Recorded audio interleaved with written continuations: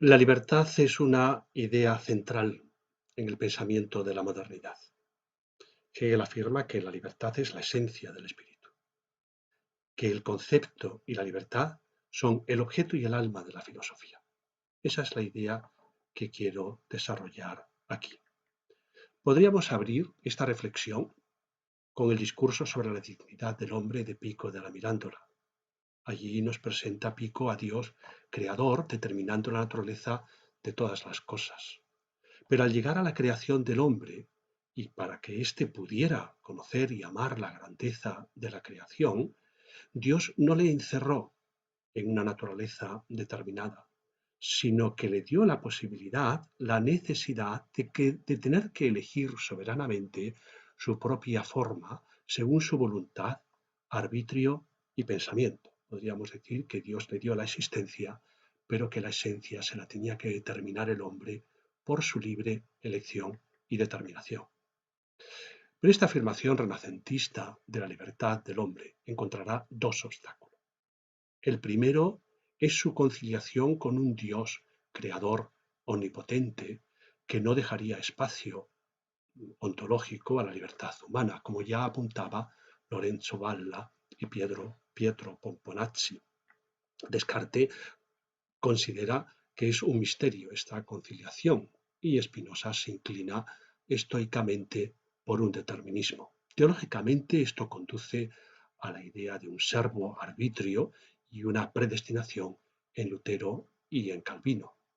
Hegel lo soluciona pensando el absoluto como inmanente a los momentos de su desarrollo dialéctico.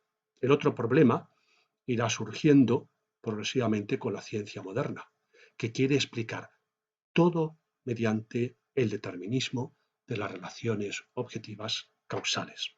Es una perspectiva hoy en día muy en boga, que piensa que la libertad es una ilusión y que la conciencia es un epifenómeno de las neuronas, incapaz, por tanto, de intervenir y cambiar el curso objetivo de las cosas.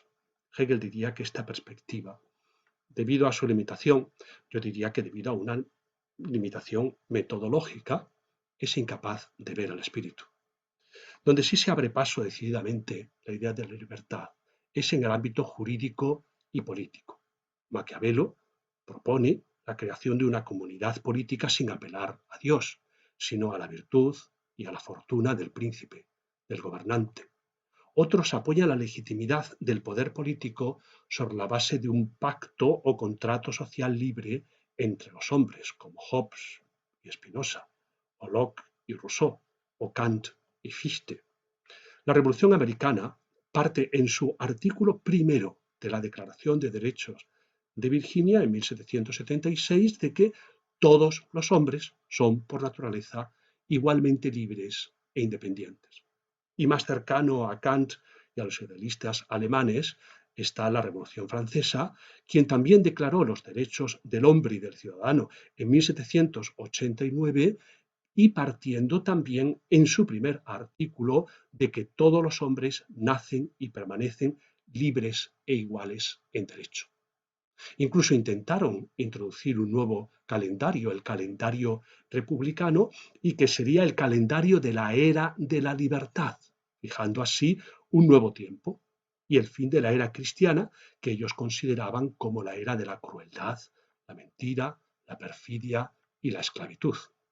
Hegel, en un largo artículo de 1817 sobre los proyectos de reforma del reinado de Württemberg, propone la Revolución Francesa y el Código Napoleónico como modelos para elaborar una constitución de un Estado a partir únicamente de los derechos racionales y no desde los privilegios del antiguo régimen. Siguiendo con nuestro breve marco histórico, diremos que Kant, en el prólogo a su crítica de la razón práctica, afirma que la libertad es la piedra angular de todo el sistema filosófico, tanto de la parte teórica como de la parte práctica. Y en la crítica de la razón pura, Kant pone coto al determinismo, tanto al determinismo teológico como al determinismo científico, mostrando que pretenden saber más de lo que pueden saber y de lo que de hecho saben, y por eso son dogmáticos. Mientras que en la crítica de la razón práctica, Kant muestra la realidad de la libertad desde la exigencia del deber moral, es decir, desde la existencia de la conciencia moral. Fichte, por su parte, afirma en una carta de 1795: mi sistema es el primer sistema de la libertad. Así como la Revolución Francesa rompió las cadenas políticas de los hombres, de igual modo su filosofía habría roto las cadenas de la cosa en sí, primer principio del dogmatismo, que encadenaba la libertad y la espontaneidad del yo. Y finalmente Schelling, ese mismo año, en 1795, dirige una carta a Hegel en donde declara que el A y O, es decir, el alfa y el omega de toda filosofía, es la libertad. Y ahora vayamos a los dos textos breves que quiero leer de la enciclopedia de Hegel. El primero está situado al final de la fenomenología, o sea, en el ámbito del espíritu subjetivo. El espíritu subjetivo, el espíritu sin más, surge como individuo que se enfrenta a la muerte mientras la especie continúa e inicia así un proceso de autoconocimiento que irá primeramente del individuo a la comunidad o del yo al nosotros. Primero, en la antropología, el individuo se encuentra unido inmediatamente como alma a su cuerpo. En segundo lugar, en la fenomenología, sale de esa inmediatez y objetiva todo el mundo como objeto de su conciencia, que desea entonces e intenta dominarlo, dominar el mundo, considerándose ella el centro de la realidad. Esa es la primera manifestación de sí como acción y libertad. La conciencia se convierte entonces en autoconciencia. En esta afirmación de sí, esa autoconciencia se enfrenta a las otras conciencias, a los otros hombres, e intenta dominarlos también como objetos a su servicio. En eso consiste el conocido pasaje de la lucha entre el amo y el siervo.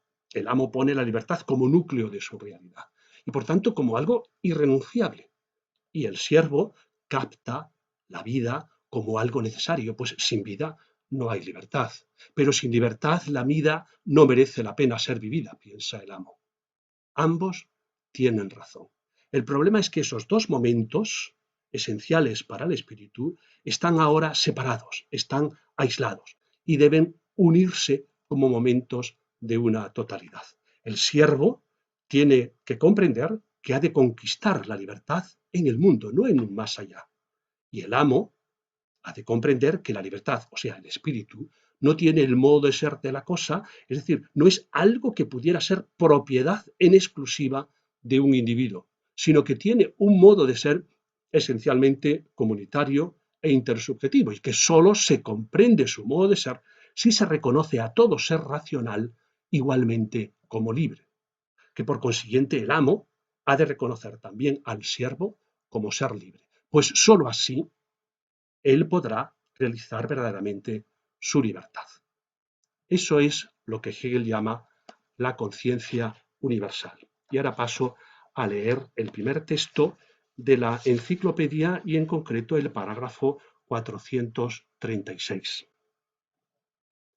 La autoconciencia universal es el saber afirmativo de sí mismo, de ella como autoconciencia, en otro sí mismo, en otro ser racional, cada uno de los cuales, como singularidad libre, tiene autosuficiencia absoluta, pero en virtud de la negación de su inmediatez o deseo de dominar al otro, no se distingue de la otra, es decir, es universal y objetiva, y la universalidad real como reciprocidad la tiene cada uno sabiéndose reconocida en el otro libre.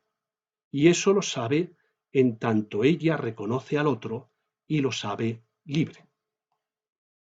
Es decir, cada uno encuentra su libertad en el reconocimiento del otro. Esto es lo que tiene que aprender el espíritu subjetivo, que la libertad solo es realizable en la comunidad libre, es decir, no en individuos aislados, y en el reconocimiento de todos los individuos como seres libres.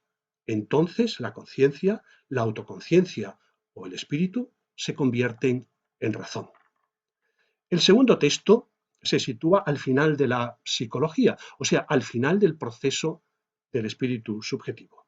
Allí, el espíritu ha de comprender que su esencia no consiste en poseer cosas y poseer más cosas, o sea, no consiste en la contingente satisfacción de sus impulsos e inclinaciones y en la dependencia con el mundo, o sea, no consiste en la felicidad, sino en la autodeterminación general de su voluntad, es decir, en la libertad, en donde el concepto y objeto son idénticos. El espíritu se convierte entonces en voluntad racional, donde el espíritu se sabe y quiere, se sabe libre y quiere esa libertad como su objeto y su contenido. La segunda lectura es también de la enciclopedia, es el parágrafo 482A. Dice así: de ninguna idea se sabe de manera tan generalizada que se trata de una idea indeterminada, con muchos significados, y capaz de los mayores malentendidos a los cuales se encuentra realmente sometida, como la idea de libertad. Y ninguna otra idea circula con tanta inconsistencia. Siendo el espíritu libre, el espíritu efectivamente real, resulta que los malentendidos acerca de él tienen consecuencias prácticas más terribles que cualquier otra cosa, como por ejemplo en la época del terror, en la Revolución Francesa. Una vez que los individuos y los pueblos han captado en su representación el concepto abstracto de la libertad, que está siendo para sí representación que tiene una fuerza invencible precisamente porque ella es la esencia propia del espíritu. Y por cierto, incluso como realidad efectiva suya. Partes enteras de la Tierra, África y Oriente, no han poseído nunca esta idea, y no la tienen todavía. Los griegos y los romanos, Platón y Aristóteles, e incluso los estoicos, tampoco la han tenido. Solo sabían, por el contrario, que el ser humano es efectivamente libre por nacimiento, como ciudadano ateniense o espartano, o por fuerza de carácter, por educación o por medio de la filosofía.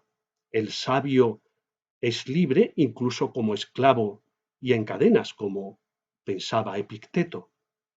Esta idea ha venido al mundo por medio del cristianismo, según el cual el individuo en cuanto tal tiene un valor infinito por cuanto siendo el objeto y fin del amor de Dios, está destinado a tener su relación absoluta con Dios en cuanto espíritu y a tener ese espíritu en su interior. Esto es, que el ser humano está en sí determinado a la libertad suprema. Y el texto finaliza diciendo: esta voluntad de libertad ya no es impulso que exige su satisfacción, no es una mera inclinación, sino carácter, es decir, conciencia espiritual devenida ser no instintivo. Sin embargo, esta libertad que tiene el contenido y fin de la libertad es ella misma, primeramente, solo concepto, principio del espíritu y del corazón destinado a desarrollarse hasta la objetividad. Todavía es un proyecto que debe ser realizado. ¿Y realizado dónde? Hasta la realidad efectiva jurídica, ética y religiosa, así como científica. Científica significa aquí filosófica, en una filosofía sistemática. Esa es la tarea que ha de comenzar el espíritu objetivo. Objetivar ese concepto de libertad. Objetivar la libertad en el reconocimiento real y activo de todos y cada uno. Y tal reconocimiento se da en las leyes, en las instituciones y en el estado racionales que se desarrollan y se ven en la etapa del espíritu objetivo.